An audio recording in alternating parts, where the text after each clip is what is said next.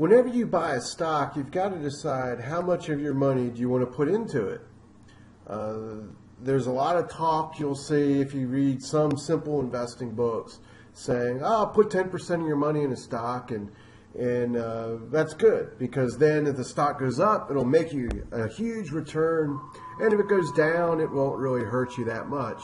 What's a 10% loss? Well, if you lose 10%, you've basically got to make 20% in your whole account in order to make up for that 10% loss. So I want to show you the actual math behind answering this question. And of course, what about 20%? 5 stocks and 20%?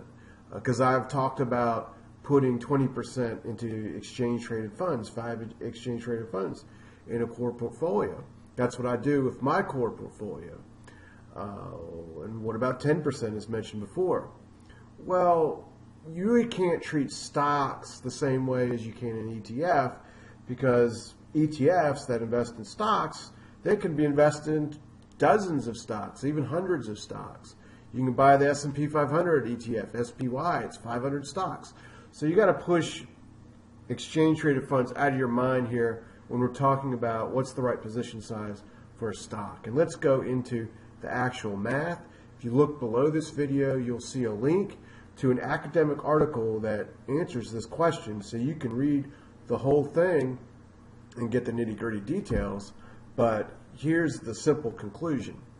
If you have one stock in your portfolio, or 2 stocks, or 4 stocks, or 6 stocks, it's not really enough to control the risk at all.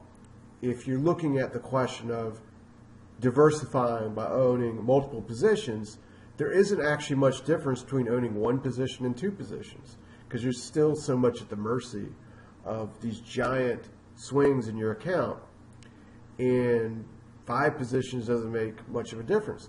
Look at on the left here, the number of stocks in a portfolio, and this is assuming that if you've got 2 stocks, you're divided 50-50, 4, 25% each, 10% each, and so forth, and the expected standard deviation of annual portfolio returns that's going to be generated by this giant position you have. And one thing you'll notice is the difference there shrinks once you get to about 20 positions. There's not much difference, in other words, between owning 10 positions and just owning 4 positions. Some, but not enough to say that I'm safely diversified. You really got to get down to about 20 positions, then you get to the 21.677% mark on here, and then 30 will jump you down to 20.87. And 30 essentially means 3.3 in 30 positions. That gets you 99, right? And 20 would be having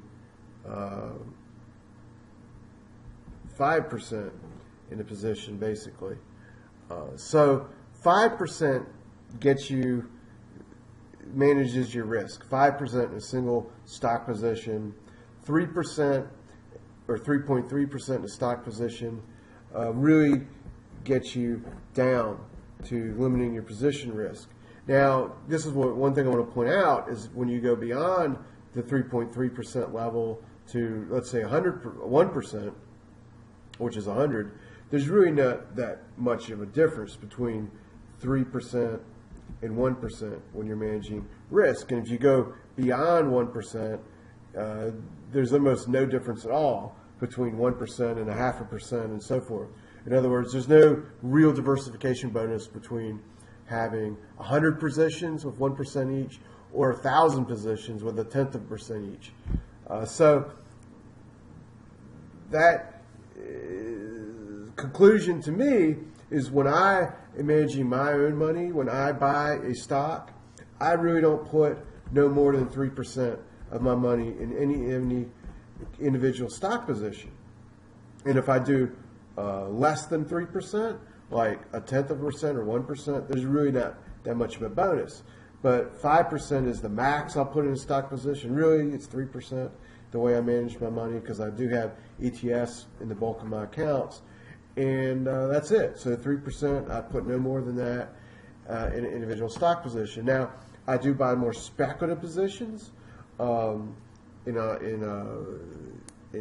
the stocks I was talking about in the previous video, the exploration stocks, the junior mining stocks, and I put less than 3% in them. So often, really, and you'll see how I do this, when I buy the speculative stocks through private financings, I don't even do that. I really put 1%, but that's a different story, and I go into detail with that for you in the next module. But click the article below and see these details for yourself so you'll really understand how this math works.